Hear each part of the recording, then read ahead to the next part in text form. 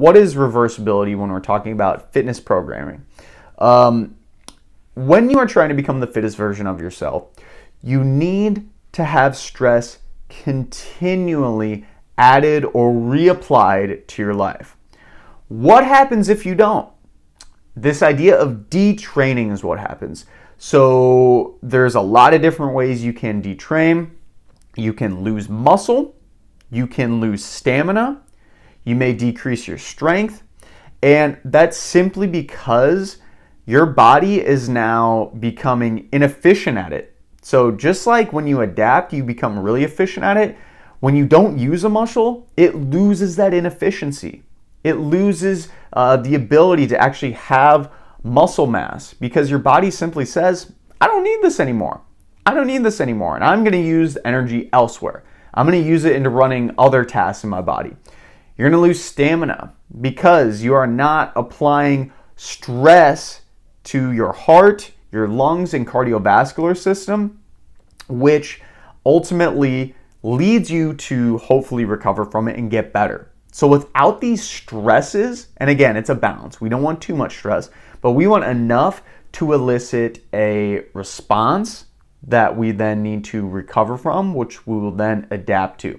Just like you can adapt to getting better, you can also kind of adapt in the reverse way and reverse all your fitness gains. So detraining is a real thing. It happens kind of different on different individuals. So some people who are naturally gifted in aerobic capacity, they may be able to take more time off doing running workouts, for example, compared to somebody who's really, really good at doing weightlifting. Myself personally, I'm pretty decent at aerobic activities, but I'll notice that my strength, if I don't work out strength-wise for a week, I lose strength very rapidly. Versus, I just went out for a jog actually last week. First time I went out for a jog in a very long time, and it was like nothing. It's like I picked up where I left off. I was doing like biking and some cardiovascular work, but not the same exercise, and it was easier for me. So the time frame is going to be different. It's going to be different on what your training experience is, and also just kind of what your overall genetics are for that given activity. So it's different for everyone. The really cool thing about detraining though, and reversibility in fitness, is that you will regain a lot of your quote unquote gains quickly. So there are a lot of permanent changes that happen in training.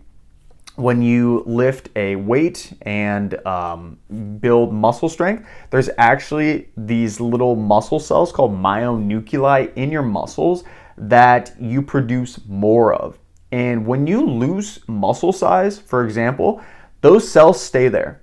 They get smaller, but they stay there. And when you start retraining again, guess what? You still have all those cells you built, which is why a lot of times people, when they start lifting again, they'll notice that they increase their strength very, very rapidly. So if you think that's pretty neat, go ahead and give the video a like. I think it's great. It's a great reason to start fitness training and start to become the fittest version of yourself today, because some of those changes are permanent.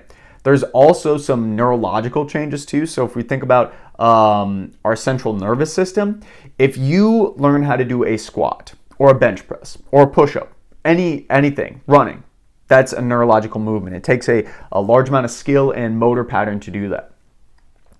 When you do that, your body becomes more efficient at it. And if you detrain or reverse in your fitness level, guess what? The next time you come back to that, your body still remembers it to a small degree. It still remembers how to squat. You won't be as efficient. You won't be quite as good. You'll be a little rusty, if you will, but you will gain back those capabilities very quickly. So way I think about this is I used to still do every now and again. I'll go shoot hoops, shoot basketball, and I shoot hoops maybe 2 to 3 times a year now. I actually love it. I should do it more.